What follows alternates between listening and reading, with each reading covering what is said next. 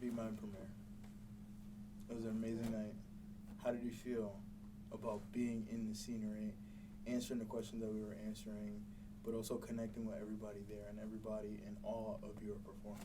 It was a pretty insane day. You know, I hadn't seen the movie at this point, right? The first time seeing it on the big screen, right? And then, like, everybody there also seeing it. I feel like I'm very critical about, like, my performances and stuff. You know, like, oh, like, maybe I could do this better or something like that, whatever. I just, like, couldn't even do that. I was just sitting there like, oh, okay, so this is happening right now. You know what I mean? Like, this is, like, absolutely insane. I would say my favorite part was answering the questions. I don't know, it was really, I don't usually get to do that a whole lot, so it was really fun that people, like, cared about the character, you know, and cared about how I got into it and, like, what it took. Your reactions to, like, were good, too. Yeah, when they were like, oh my god, yeah, and they were, like, freaked out, you know. People were, like, laughing, and then once it really got, like, heavy, people just, like, kind of stopped laughing. I was like, all right, that's probably a good thing.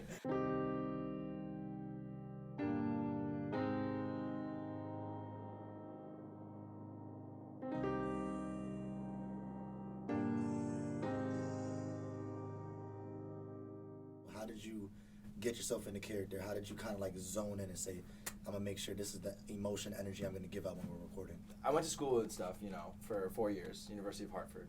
They told me that I come into a scene and I'll just break it apart. You know, I'll just destroy it, right? And then, like, basically you put the pieces back together and then that becomes, like, the scene that they'll put out. Getting into the character, for me, was just a very physical process. I like to find the character in my body, you know, and, like, who this person is. And for this movie, it's, like, who these two different people are, which was, like, also something I'd never done before. So that was kind of a really interesting, like, intense challenge for two people and try and be the same person, like, the inner turmoil and, like, that battle between them is, like, I mean, I would think it's any actor's dream, you know what I mean, to try and tackle something like that. One of the things I did at school was we did animal studies. You know, you pick an animal, and then you become the animal.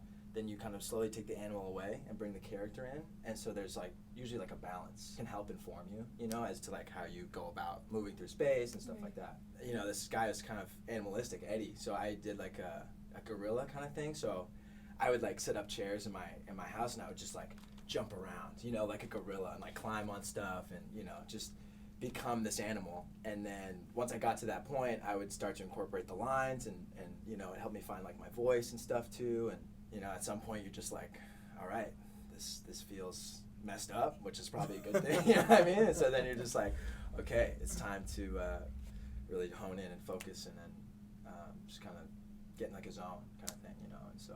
And how do you, I mean, you won Miss Puerto Rico for Greater New Haven. Congratulations. Shout out to 203. How do you go through your preparation and getting prepared? You know, becoming the person that your community needs you to be. That's something I honestly, like, I'm always worrying about. Like, am I portraying who I genuinely am, or am I portraying, like, who they want me to be? So first, to prepare for, like, anything, I pray. I'm very, like, strong with my faith. It's like, all right, God, I'm going into this, so you do your thing. Like, you make sure I'm straight. And if I totally embarrass myself, I hope I can cry to you after. Like, so that's, like, one. But also just, like, being kind and being so loving, like, and showing that, and, like, being genuine when I say things. Like, I have a really bad problem with eye contact. It makes me really uncomfortable. But, like, when you speak with eye contact, it makes things more genuine, in, like, my opinion. And also just making sure my goofy side don't get hidden. That's, like, so important to me. It gotta be. You gotta find a balance and everything too. But also with winning Miss Puerto Rico for New Haven, how does that make you feel, knowing that going forward now, you're gonna be an idol to some people for the Hispanic community? You're gonna be the vision they look up to. Like, I want to be just like Mimi. Like, I strive to be just like that. How does that feel for you? It's scary. Like, if I'm gonna be real, like, 'cause I'm so young, like, it's an honor. I'm 16. Oh, wow. So it's definitely, like, an honor, and it's something that, like, I'll hold humbly. It's scary just because it's a lot of eyes on me. Even in my reign, like, what am I gonna do now? Like, what am I, like, trying to do? And I have, like, some ideas and plans, but I always question, like, am I doing enough? You know what I mean? Am I doing enough for my age? Am I doing enough for my community? Am I portraying myself enough while doing everything that I'm doing? Like, I know when I was in preparation for the film was done, we had to prepare for the premiere. It was like a weight on my shoulders for months because the city was counting on the premiere to be successful, which it was. It was successful. You know, we had a lot of people there. There is no blueprint. There is no book to handling the pressure from your community, from your city, from the people around you. And how do you deal with that? Like, for the both of you, how do you deal with the pressure? How do you deal with, you know, being the person on the camera versus being the person at home? Like, ever since I was young, ever since I was 4, preschool, Roberto Clemente, I was in the talent show all the way to, like, 7th grade. Everything they had, like, dancing, singing, acting, whatever it was, I was just throwing myself in, and I enjoyed it. I don't know, I kind of got used to the pressure. I feel like I work better under pressure because of that. That's real. It's like, don't get me wrong, like, I'm shaking and I'm nervous. Yeah. I'm all over the place. Pressure sometimes is good. Yeah. But sometimes, like, with preparation, you just overthink too much. Being just thrown in there sometimes can bring to light, like, who is your best self. And you know, I feel like you need to, like, kind of push yourself in that way sometimes. You always want to be, like, a better version of, like, yourself. It's totally different, like, for you, because for me, like, I almost, like, don't have to handle it because I feel like when I go into movies and when I, like, act, you know, I don't have to be me. But there's always, like, a little bit, I feel like, of anybody that performs and acts and stuff like that. You leave a little bit of yourself out there in the character always. But I just love to get lost in the character. It's definitely just interesting to hear, like, from you too, because, like, just the model stuff is so different, I feel like. You know, I mean, in a way you're putting on performance, but it's just, like, a world that I wouldn't even know. It's like, with music, like, I'm on stage, and, like, that's me. And I don't worry about nothing. I'm like, I'm going to play this song. That's what it is. Like, music is a universal language. It, you know, it always has a light and soul fitting for each individual. When I express myself, I feel like there's no words to really say. I feel like no words can express who I am, but sounds can make you feel how I feel. Like, I'm connecting with people when I perform. But then when it comes to, like Miss PR or, like, doing, like, you know, performances where I have to, like, be my best, that's where, like, that whole, like, pressure thing comes in, where it's like, okay, I have to just, like, kind of prove myself in a sense, especially being so young, growing up doing so many great things and, you know, accomplishing many. It's like, it's already expected of me to be great. So, and I say this humbly, because it's not that I'm sitting here like, yeah, I'm this, yeah, I already know. No, 100% no, but it's like, it's just because of, like, what I've been told growing up and stuff, so. And just meeting those standards that's not I want to say been pressured on you, but you have achieved those stepping stones step by step, and now it's here. It's like, you know, you can achieve this. Now it's time to sustain it. With music, like you said, it touches the soul. So even then, like, you could be saying something that's something related to you that you went through, but me hearing that music, it's relating to a situation that happened in my life with the same tone, emotion. It could be something sad, like, oh, I remember when my cat died. But by you saying something else, like, it reminded me that my cat died. And anything form of expression is so beautiful because it doesn't know how it touches people. Being an artist is not just a musician. It helps everyone creates a connection with people that transcends language.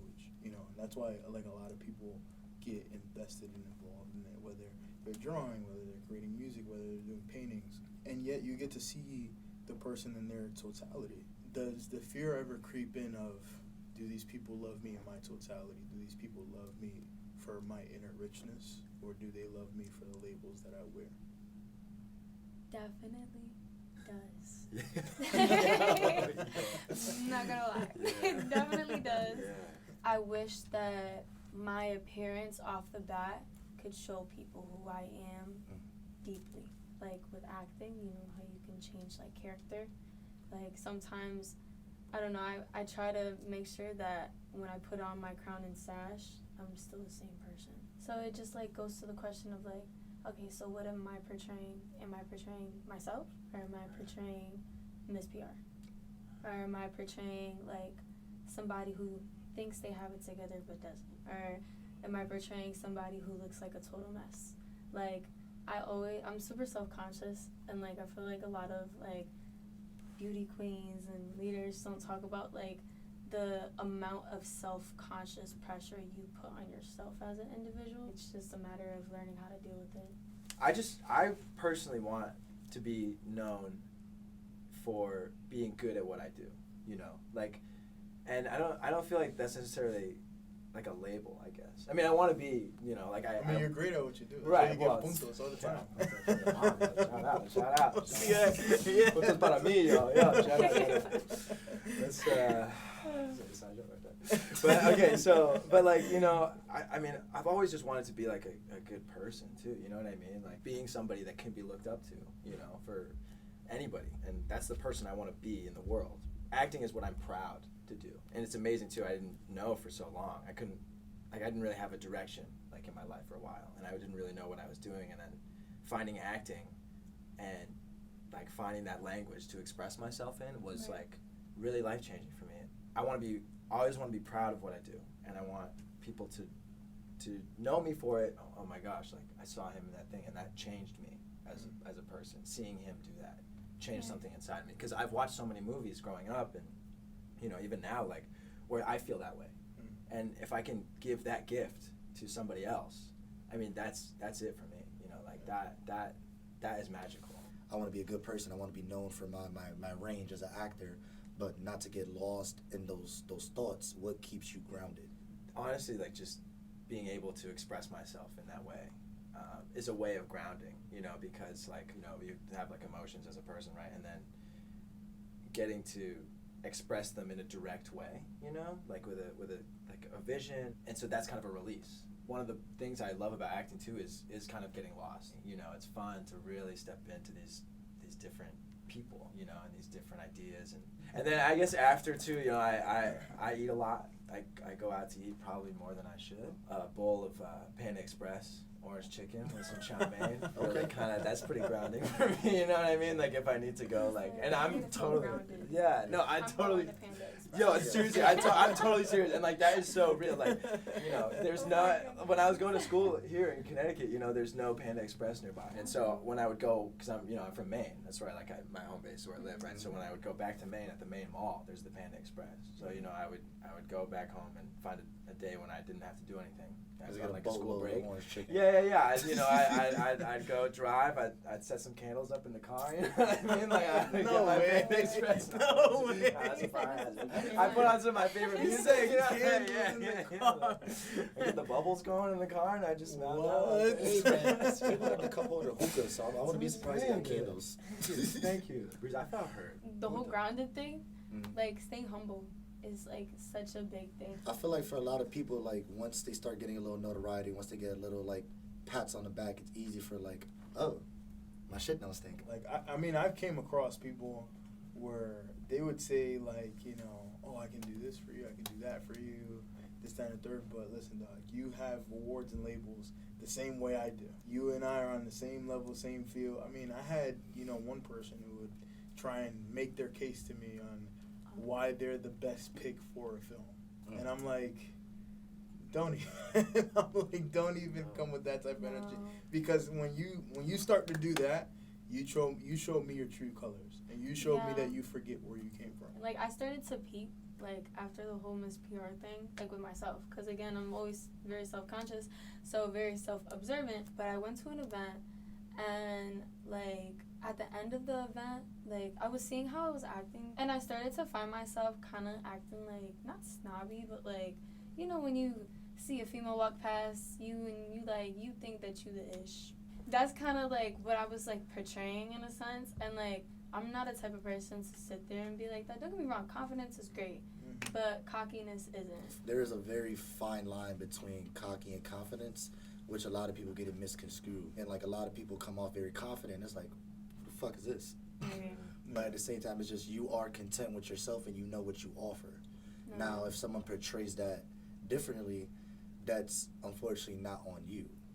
But at the same time, like you said, to remain humble, to remain grounded, knowing that this is confident. I'm not trying to portray cockiness. Right, exactly. Like remembering I am walking into this room portraying myself, not portraying this title that I'm wearing. You know what I mean? Because when you start to think about like the title, that's when it starts to get to your head, because you're like, yeah, I'm PR, yeah. Like, yeah, people know me, like, and it's like, no, girl, not everybody know you. What was the most nerve-wracking experience this year? I mean, for the both of you guys, because I know I saw you at the Puerto Ricans United Gala, which was a beautiful event, by the way. It was a very beautiful event, very beautiful venue. I thought I was back in Puerto Rico when I saw the beach. I'm like, oh my god. I loved it. And then you've been to some Universal Awards.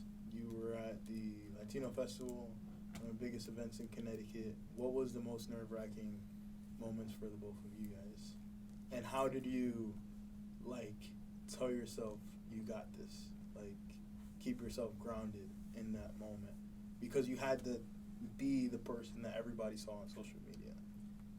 It's kind of I mean, I think the premiere for me, because it was so wild. It really was insane to see myself in that big of a screen and to not have seen it before. Usually you can prepare yourself for stuff, you take a big test in school, for example. It's all right, well, I go in and I did studied and stuff like that. So it's test, whatever. But there's something different about not having seen it, just having performed. And I know I laid it all out on the line. I mean, because I always, that's just what I do. And, sometimes to a fault, but I just totally do that with my performances, always, So I was just man, it's crazy when you put yourself totally out there and then it's watched by a bunch of people and you're in the room with all these people, you're not on your laptop at home being oh, this seems like an interesting And it was not a couple of people. No, it was it was 70 people.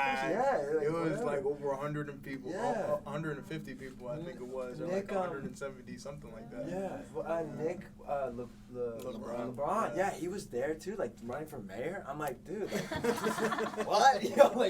What? Dude, and he's oh, I've heard good things, I don't really like horror movies that much, but I'm excited to see this. And I'm you don't like horror movies? So dude, this is just a horror one, bro. But I feel that was big. And also I will say too, driving on the way down to film this movie, that was also really nerve-wracking for me, because I'd been a murderer before in a movie, because I guess I got that face, which is I'm glad you said in a movie. I know, I've been a murderer in a movie. I mean, I know.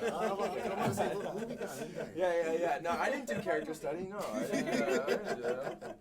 No, but so, yeah, and we'd only had 2 weeks, because John reached out and I auditioned 2 weeks before going down, and it was just enough time to get off of work.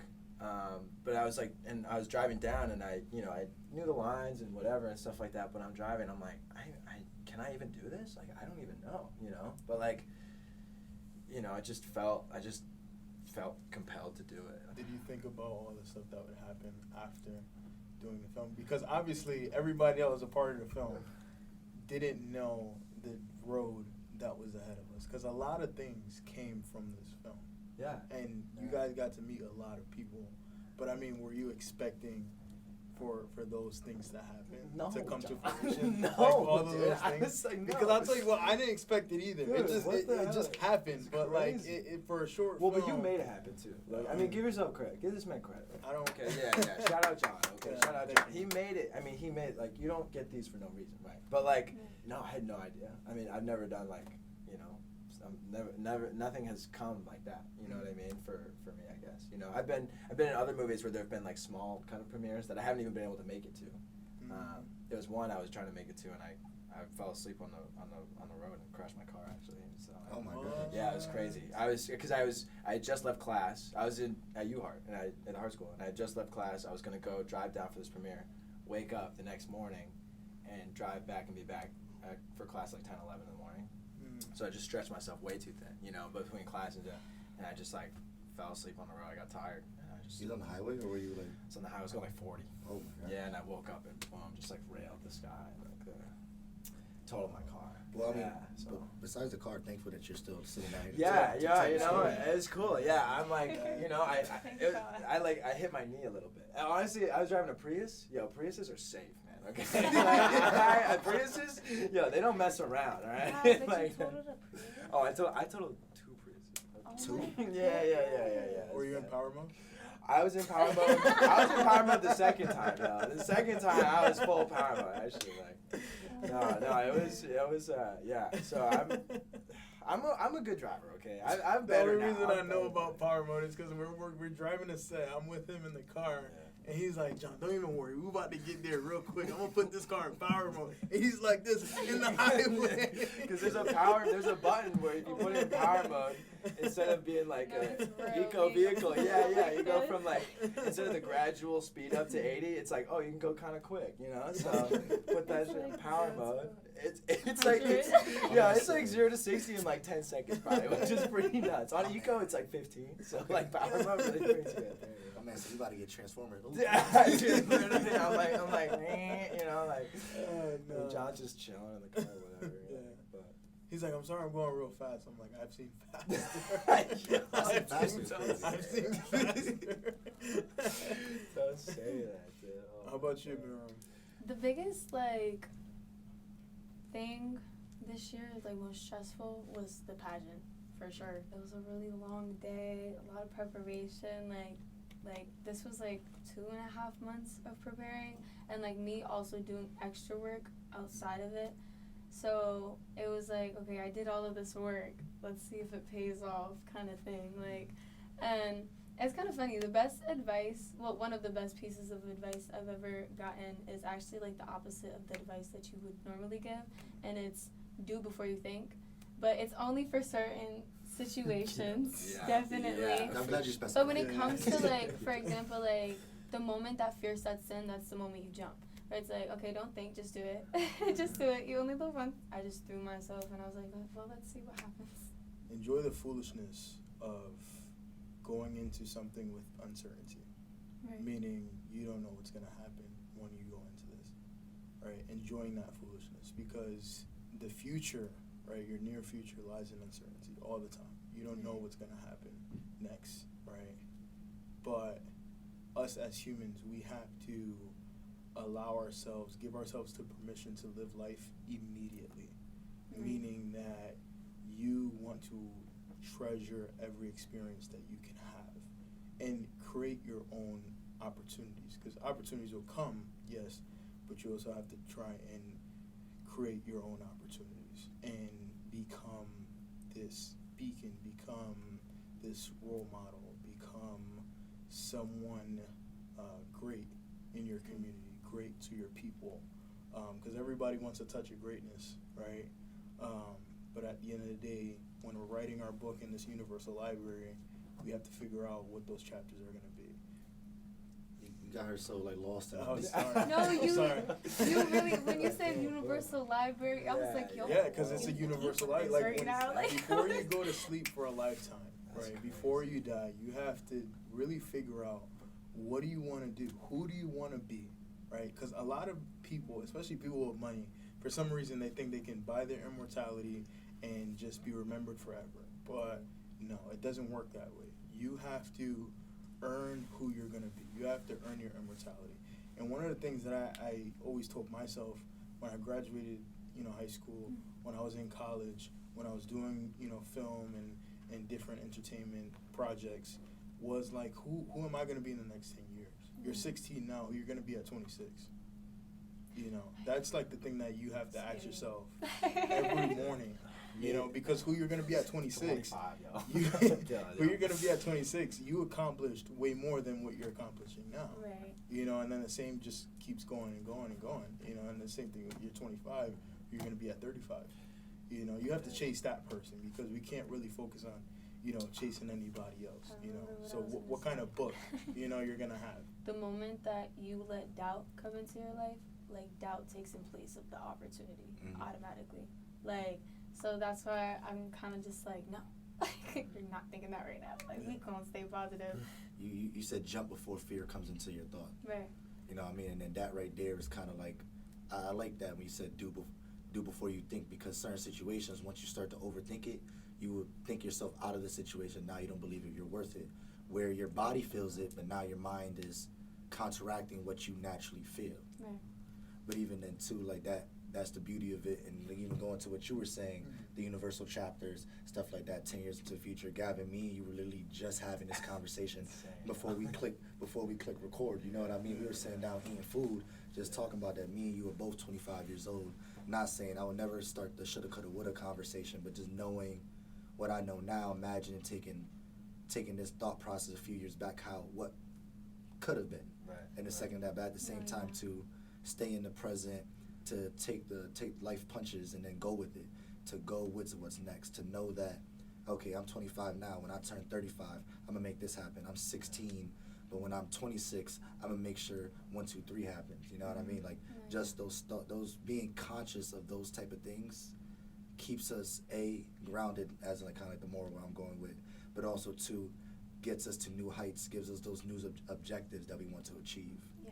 And it's also like the journey too, you know. Like if I had known this, it would be different, you know, or like and it would have been whatever. But like, I mean, that's one of the beautiful things about life, right? It's just like that's the journey, right? Like is getting to know what you know now. You know, I learned. You know, what you had said about like just like the mind. Like I feel like the mind in general is just that foundation to your success. Mm-hmm. Where it's like once your mind is in line, your plan's in line, your foundation's in line, so you're good.